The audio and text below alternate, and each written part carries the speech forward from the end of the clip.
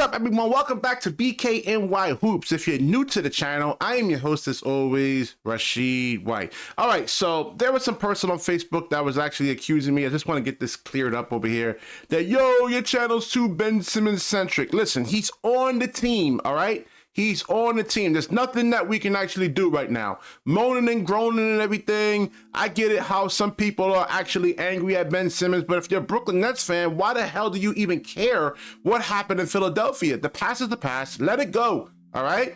So unless we get a better player, I'm just going to try to ride with the players that are right on the roster right now. I can't hope that, oh man, because Giannis Antetokounmpo is not on the Brooklyn Nets, that I'm gonna be upset about that and be down about that. We have to be optimistic and say, hey, listen, this is what the roster is.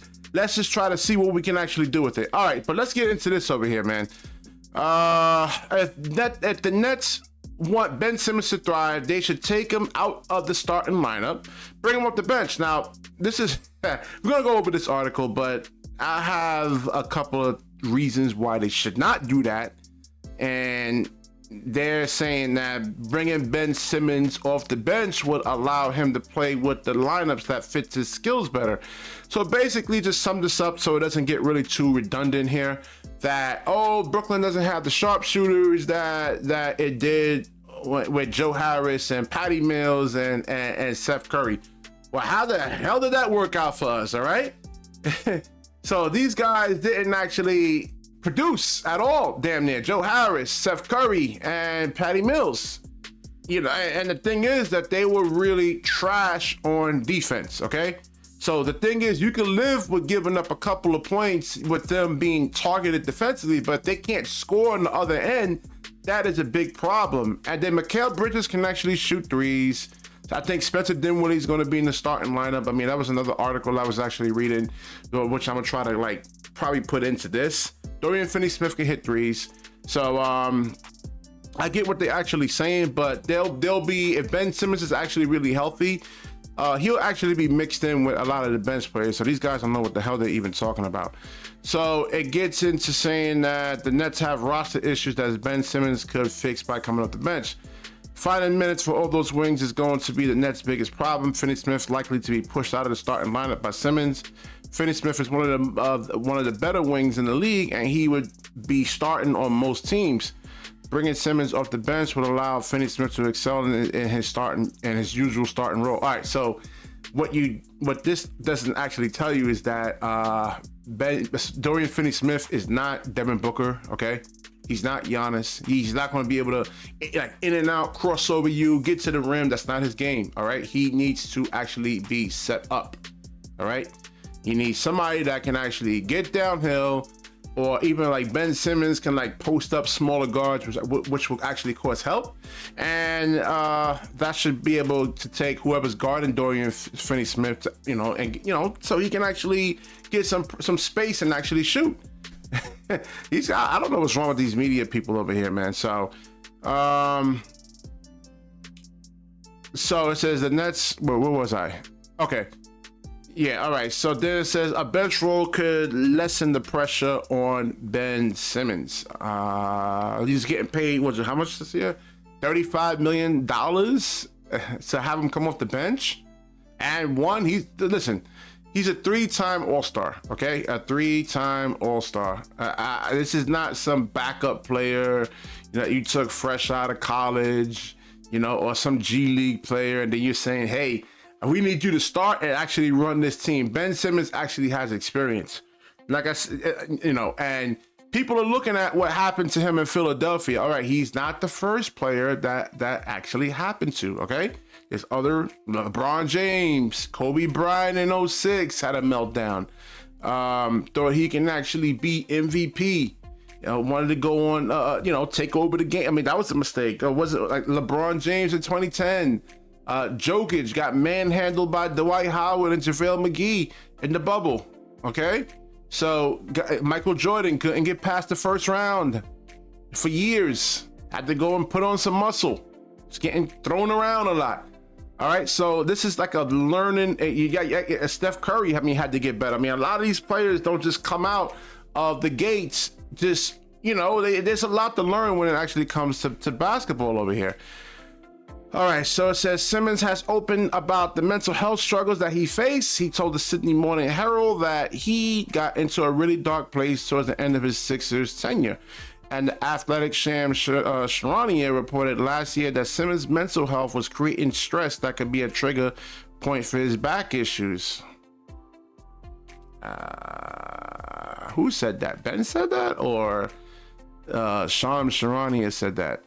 I never heard of mental issues and back issues. I mean, you got to take care of your body. I mean, and another thing with Ben, like he's 6'11" and he's a point guard. So him being tall and actually having to bend down a lot and trying to chase like Ja Morant, Trae Young, all these like dynamic point guards, LaMelo Ball, you know, through picks and yo, it's hard, man. I'm 6'1" and I had to play against like 5'5" guys and have to bend down and it's tough. So I don't know what a mental block.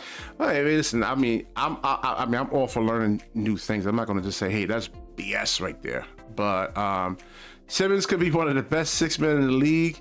It wouldn't necessarily be a permanent role, but it would be worthwhile experiment both for himself and the team. And I know people actually saw Ben come off the bench last year, but that's because Kyrie Irving got suspended. So you actually had Kevin Durant as your point guard, and then you actually needed Ben Simmons to kind of really like run the second unit. You know, again, like a lot of players aren't Devin Booker, okay? There's a very small, minute players, minute players that are like, you know, Devin Booker types and Ja Morant types, okay? So when Kyrie came back, you know, I said this with accuracy, you know, because everybody was like, yo, man, Ben got benched, see, he was bad. I said, he didn't get benched because he was bad. He got benched because Kyrie got suspended. And I said it on my Sports to the Wire show. As soon as Kyrie comes back after his 8 or 9 game suspension, Ben will actually start. And I'm an oracle. He actually started. You know, so no, Ben Simmons actually shouldn't come off the bench, man. He's an all-star, man. Caliber player. You know, I don't know if he'll make an all-star team this year. We'll see. If he actually gets back to that Philadelphia Ben Simmons, yeah, more than likely. And so it gets into over here, removing Claxton from the starting lineup to add another shooter isn't a great option. Vaughn wants to play Claxton and Simmons together per Beasley. Even if that weren't the case, the Nets don't have any stretch shooting centers on their roster. All right, so I did actually went over this in one of the videos on BKNY Hoops, and Ben actually does have a little 15-footer. So even if he gets downhill and like they say, want to pack the paint with 2 guys around him,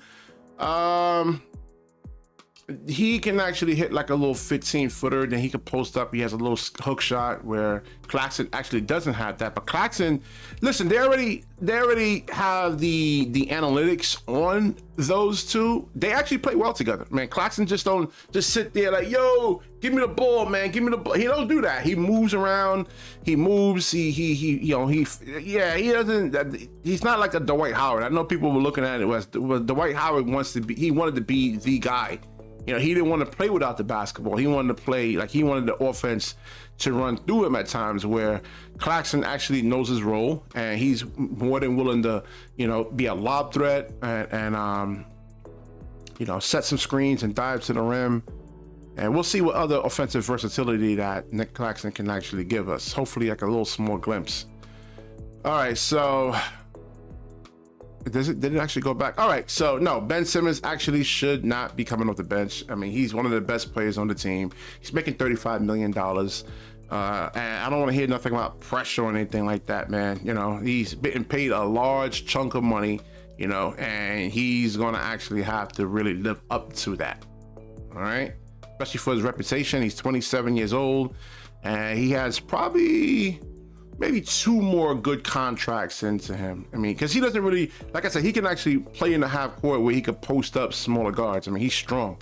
You know, I showed the videos and I mean, there's a lot of guys. I mean, he saw him even moving like Steven Adams out of the way. And yeah, I mean, he's tough, man. He's really, really strong. And so the Nets also have the worst center depth in the league. And Claxton is a solid starter, a sleeper candidate for defensive of the year. Behind him are unproven players in Dayron Sharp and Noah Clowney. Well, Dayron had his opportunities, man, to actually get better. And we'll see what he actually does in the offseason, man. I mean, I don't know why these guys don't work out on their games, man. And that's something that I would actually have to be in, like, hanging out with Dayron and like, yo, what's up, man? You know, let's do some you know, let's work on like a little jump, like a 15-footer or something like that, a little 20-foot shot, you know, push shot or something like that. But I don't know. We'll see what actually comes. It could be a confidence thing too. Maybe Dayron does have some skills, but you know, confidence-wise, he doesn't have it. You know, that happens to a lot of players. I mean, listen, in basketball, man, I believe I can go out there and bust LeBron James' ass, and even though I can't. But that's the mindset, you know what I'm saying? So you got to actually have you have to have real confidence in yourself, though. So maybe that could be an issue. Again, we'll see in the preseason. Like I said about 3 weeks ago, Dayron is going to get a really hard look at in the I think it's 4 or 5 preseason games. And, you know, we can't take that with a grain of salt because, you know, some Discum guys that actually really don't play that, you know, hard in the preseason, you know, but when it comes to like regular season, especially in the playoffs, the intensity turns up. All right, so I'll wrap this video up. I think I gotta get out of here. Definitely like, comment, subscribe, certainly share this video, and when you share, the universe certainly shares back with you. Peace.